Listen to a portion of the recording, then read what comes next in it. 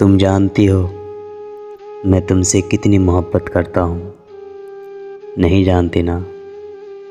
अगर तुम ये जानती होती तो तुम मुझे यूँ छोड़ कर ना जाती, किसी तीसरे के हक में ना होती, और आज मैं इतना रोया ना होता।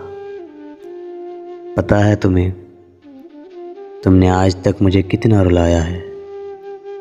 मेरी छोटी छोटी बात पर तुम्हें गुस्सा आ जाता था और मैं पागल गलती ना होने पर भी सॉरी बोल देता था। पता है क्यों?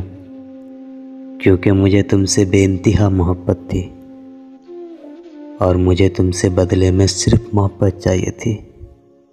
पर अब मैं जान गया हूँ, मोहब्बत में कब ये बात माने रखती है कि हम मोहब्बत करते हैं तो अगला भी हमसे मोहब्बत करे। मैं मोहब्बत करता हूँ, मेरा फ़र्ज़ है मोहब्बत करते रहना, फिर चाहे तुम मेरी मोहब्बत को अहमियत दो या ना दो, फिर चाहे मेरी मोहब्बत को तुम कबूल करो या ना करो। तुम्हें पता है मैं कितना पागल हूँ।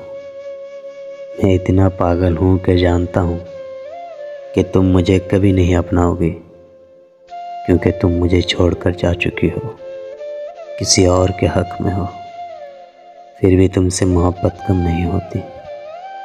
लाख कोशिश के बाद भी दिल से ही दुआ निकलती है कि तुम जहाँ रहो खुश रहो।